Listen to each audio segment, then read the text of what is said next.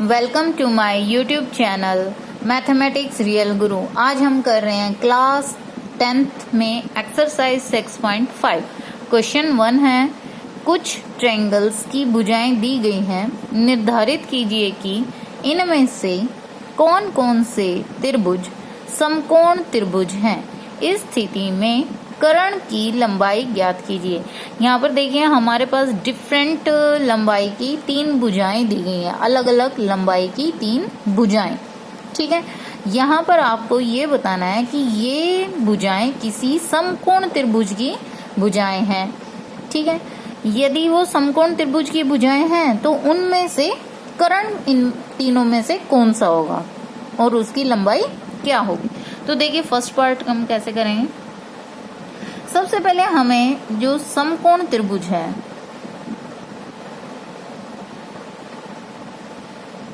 वो पाइथागोरस नियम उसमें लगता ही लगता है। समकोण त्रिभुज में पाइथागोरस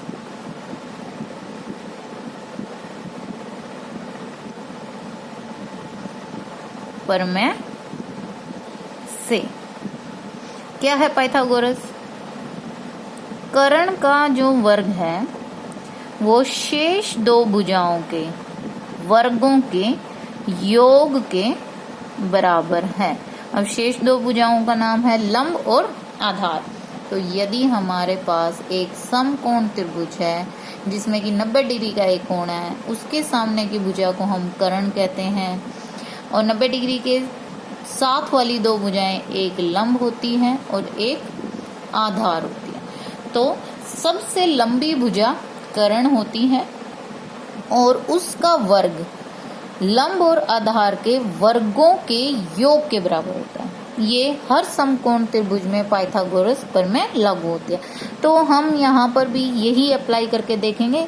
जो भुजाएं इन कंडीशंस को सेटिस्फाई करती हैं, मतलब उनको मानती हैं, तो वो आपकी समकोण त्रिभुज की भुजाएं बन जाएंगी, अदरवाइज नहीं बनेंगी। तो फर्स्ट पार्ट के लिए आपके पास 3 भुजाएं हैं, तो तीनों का क्यों हर भुजा का आपको वर्ग चाहिए, कर्ण का भी, लंब का भी, आधार का भी, तो तीनों का वर्ग करते हैं। तो 7 का वर्ग 49 हो जाएगा, 24 का वर्ग 576 हो जाएगा और 25 का वर्ग यानी कि 25 गुणा 25 हो जाएगा 625। तो जो छोटी भुजाएं हैं, छोटी ये दोनों हैं, इन दोनों को जोड़ के देखो।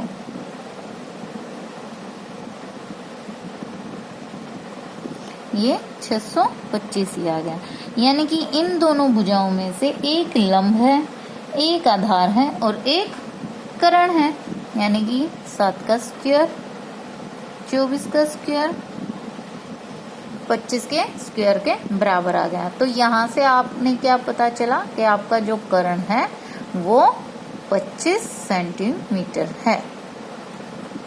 ठीक है, अब सिमिलरली आप सेकंड पार्ट भी यही करेंगे। देखिए इसमें भुजाओं की लंबाई है 3, 8 और 6। तो सबसे पहले जो भी 3 भुजाएं आपको दी गई हैं उनका वर्ग करना है।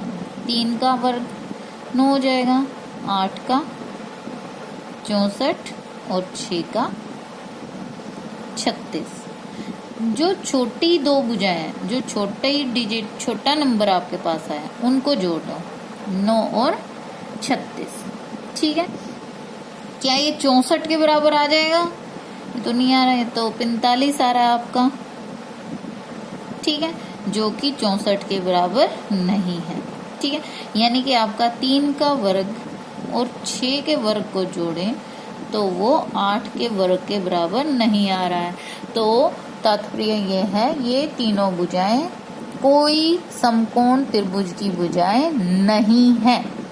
अब थर्ड पार्ट, इसमें भुजा दिया है 50, तो इसका वर्ग हो जाएगा 2500। ठीक है, दूसरी भुजा दिया आपको 80, जिसका वर्ग हो जाएगा 6400 और तीसरी भुजा है 100, इसका वर्ग हो जाएगा 10,000।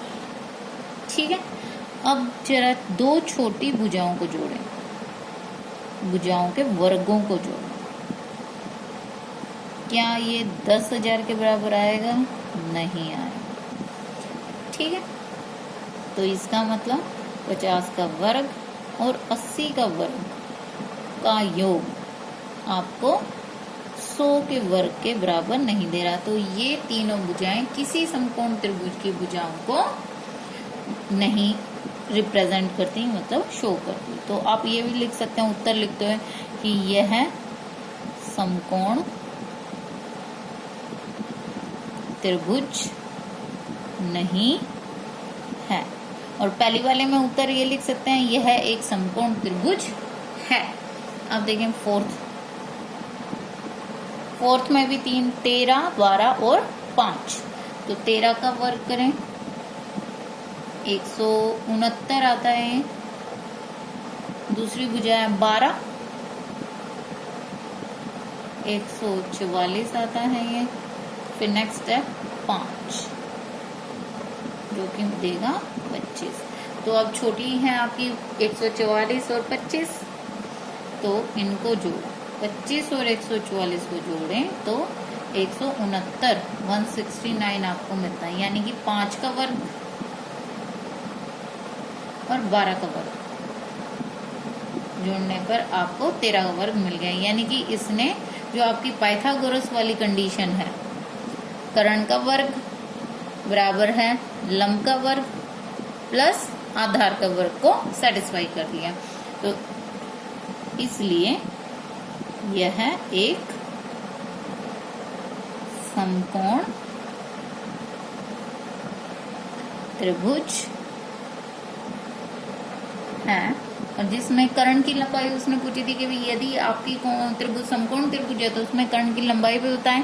तो यहाँ कर्ण आपका है 13। ओके, नेक्स्ट क्वेश्चन है हमारे पास क्वेश्चन 2। PQR एक समकोण त्रिभुज है। PQR एक समकोण त्रिभुज है जिसका कोण P समकोण है। P पर 90 डिग्री का कोण है तथा QR पर बिंदु M, QR पर एक बिंदु M इस प्रकार स्थित है कि PM लंब QR है। PM लंब QR है, यानी ये दोनों कोण भी 90 डिग्री है। तो दर्शाइए कि PM का स्क्वायर QM डॉट ये मल्टीप्लाई है, QM multiply MR, QM multiply MR के बराबर होगा। ठीक है, तो इसमें सबसे पहले आपको स्टेटमेंट में लिखना है, दिया है। आपने जो स्टेटमेंट पढ़ी उसमें आपको क्या क्या दे रखा है, त्रिभुज QPR में कोण P 90 डिग्री दिया है, साथ में PM लंब RQ दिया है। PM लंब RQ, PM लंब 90 डिग्री है, RQ उसने यही लिखा है ना, PM लंब QR लिख दें, RQ लिख दें। ठीक है, तो सिद्ध करना है या जो दर्शाना आपको वो है PM का स्क्वायर बराबर QM मल्टीप्लाई MR। ठीक है, रचना इसमें कुछ करनी नहीं है, तो सीधा हम लिखेंगे प्रमाण। ठीक है, तीसरा स्टेप, प्रमाण के लिए आपको 2 त्रिभुजें लेनी पड़ेंगी। एक तो लेनी है PQM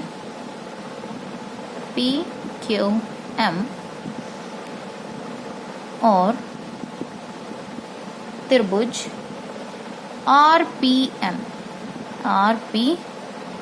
में देखो PQM और RPM में हमने एक थ्योरम करी थी, यदि किसी समकोण त्रिभुज में समकोण बिंदु वाले शीर्ष से कर्ण पर लंब डाला जाए तो बनने वाली परस्पर दोनों त्रिभुजें आपस में समरूप होती हैं। ये हमने पहली थ्योरम करी थी 6.5 एक्सरसाइज से। ठीक है, इसके लिए मैंने एक वीडियो बनाया था जिसका लिंक मैं इस वीडियो के डिस्क्रिप्शन बॉक्स में दे दूंगी। तो यदि आपको वो रिवाइज करनी है तो आप वहां से आप वो वीडियो देख सकते हैं। इसमें हम सीधा इसका यूज करेंगे थ्योरम का। तो इसलिए त्रिभुज PQM समरूप होगा त्रिभुज RPM के। यहाँ पर आप रीजन में सिर्फ इतना ही देंगे क्योंकि PM लंब है RQ के, और साथ में लिख देंगे परमेयानुसार, यानी कि परमेय के रिजल्ट के अनुसार ये दोनों त्रिभुजें समरूप होंगी। ठीक है, अब हमें पता है समरूप त्रिभुजों की संगत भुजाओं का अनुपात बराबर होता है। तो हमें देखो भुजाएं कौन कौन सी चाहिए, एक PM भुजा चाहिए, एक QM और एक MR। तो PM तो इस त्रिभुज में यहाँ है, PM की संगत भुजा है RM। दूसरी चाहिए हमें QM यहाँ है, और QM की संगत है, देखो QM लास्ट 2 ना, तो यहाँ पर है PM। ठीक है, तो यहाँ पर आप ये भी आपको पता है क्या लिखेंगे, कारण समरूप त्रिभुजों की संगत भुजाओं का अनुपात बराबर होता है। ठीक है, अब आप इसे कर दें क्रॉस मल्टीप्लाई, तो PM मल्टीप्लाई PM और इधर QM की मल्टीप्लाई RM से, PM मल्टीप्लाई PM बन गया PM का स्क्वायर, और QM तो ठीक है, आपकी स्टेटमेंट देखो QM मल्टीप्लाई MR उसने स्टेटमेंट में लिखा था, तो हम RM को MR भी लिख सकते हैं। क्यों? क्योंकि देखो R से M तक की दूरी या M से R तक की दूरी हमेशा दो बिंदुओं के बीच में बराबर होती है।